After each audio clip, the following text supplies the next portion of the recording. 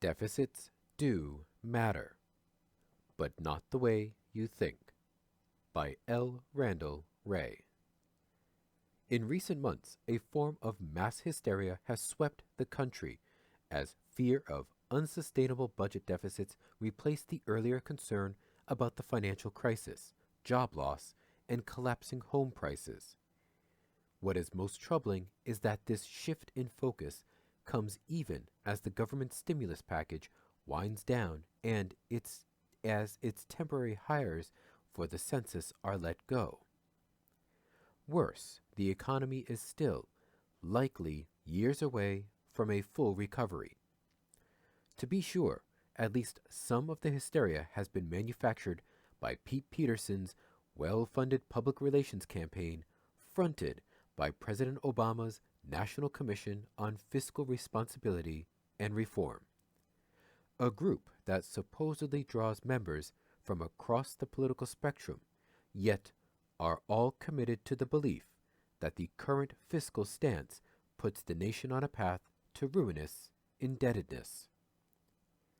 But even deficit doves, like Paul Krugman, who favor more stimulus now, are fretting about structural deficits in the future. They insist that even if we do not need to balance the budget today, we will have to get the fiscal house in order when the economy recovers.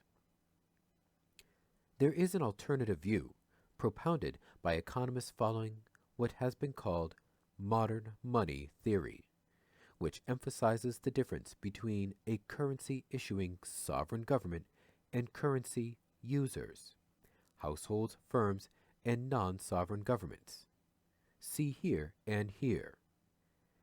They insist that the notion of fiscal sustainability or solvency is not applicable to a sovereign government, which cannot be forced into involuntary default on debts denominated in its own currency.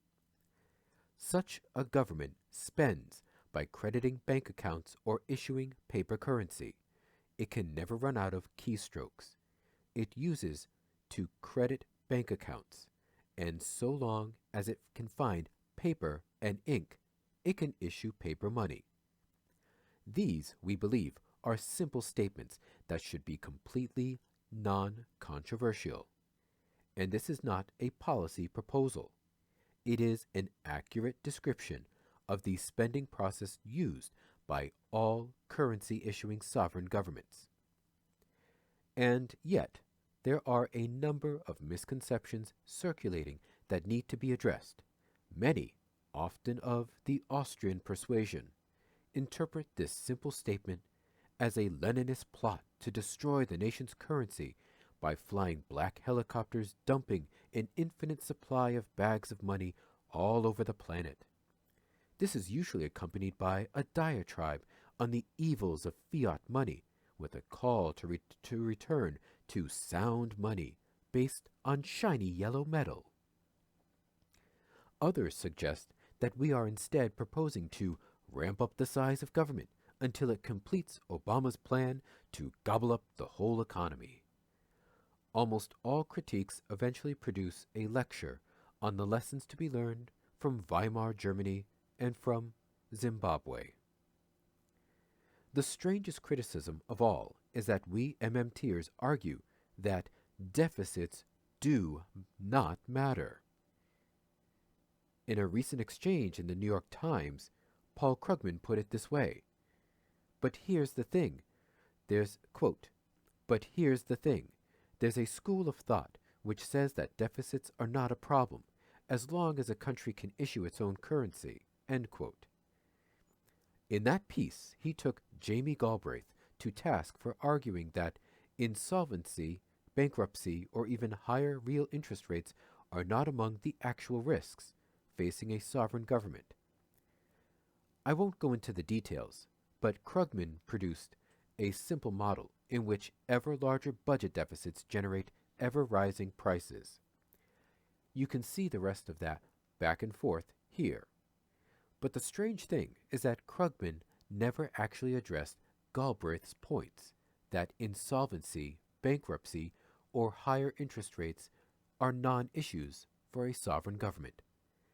Nor did Krugman even try to justify his claim that MMTers say that deficits are never a problem. In fact, MMTers never have said any such thing. Our claim is that a sovereign government cannot be forced into involuntary default. We have never claimed that sovereign currencies are free from inflation. We have never claimed that currencies on a floating exchange rate regime are free from exchange rate fluctuations. Indeed, we have always said that if government tries to increase its spending beyond full employment, this can be inflationary. We have also discussed ways in which government can cause inflation even before full employment. We have always advocated floating exchange rates, in which exchange rates will, well, float. While we have rejected any simple relation between budget deficits and exchange rate depreciation, we have admitted that currency depreciation is a possible outcome of using government policy to stimulate the economy. A favorite scenario used by the critics is the ever-rising budget deficit that causes the government debt to GDP ratio to rise continuously. As interest payments on the debt increase, government faces a vicious cycle of rising deficits, more debt, more interest paid, higher interest rates, and even higher deficits. Our response is two-pronged. First, okay, let us accept your premise. Will the government be able to make all payments, including interest paid on debt, as they come due? The answer is, of course, yes, by crediting bank accounts. Insolvency is not possible when one spends by a simple keystroke. The critic then quickly changes the subject. Weimar, Zimbabwe, you are a destroyer of the currency. Yes, but it was your scenario, not mine. And even in your worst-case scenario, the government cannot be forced to default. Instead, Krugman argues the government would decide that default was a better option than hyperinflation. In other words, Krugman veers off into politics. Government decides to default because the economics does not give him the result he wants. Second, your scenario is highly implausible. As budget deficits rise, this increases income. Government spending exceeds tax revenue, thus adds net income to the non-government sector, and wealth, non-government savings accumulated in the form of government debt of the non-government sector. Eventually, this causes private spending and production to grow. As the economy heats up, tax revenue begins to grow faster than government spending or GDP. In the U.S., over the past 2 cycles, in the expansion phase, federal tax revenue grew 2 to 3 times faster than GDP and government spending. This reduces the government deficit. Remember the Clinton boom in budget surpluses? Even if the government spending is on interest in Krugman's model, the deficit is due to interest payments. That generates non-government income and spending. In other words, the cyclical upswing will automatically reduce the budget deficit. The scenario ignores the automatic stabilizers that cause the budget deficit to swing counter-cyclically. What if the economy runs up against a full employment constraint, but government stubbornly keeps spending more, driving up prices toward hyperinflation?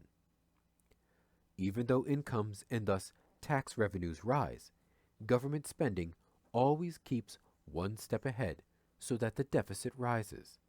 This is Krugman's infinite inflation scenario. Okay, we never claimed that a sovereign government will necessarily adopt good economic policy. The last time the U.S. approached Such a situation was in the over full employment economy of World War II. Rather than bidding for resources against the private sector, the government adopted price controls, rationing, and patriotic savings. In that way, it kept inflation low, ran the budget deficit up to 25% of GDP, and stuffed banks and households full of safe sovereign debt. By the way, Jamie Galbraith's father, John Kenneth Galbraith, was the nation's chief inflation fighter.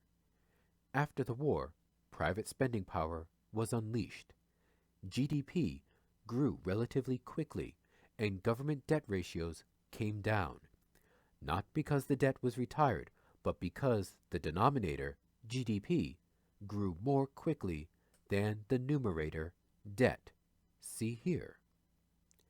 In other words, Galbraith Sr. used rational policy to avoid the Zimbabwean fate. I do not understand why Krugman prefers to believe that our policymakers would choose hyperinflation over more rational policy. If there is anything that policymakers of developed nations in the post-war period appear to hate, it is rapid inflation. In other words, the policy choice will not be between hyperinflation and default, but rather rational use of inflation-fighting policy should the need arise in order to prevent hyperinflation.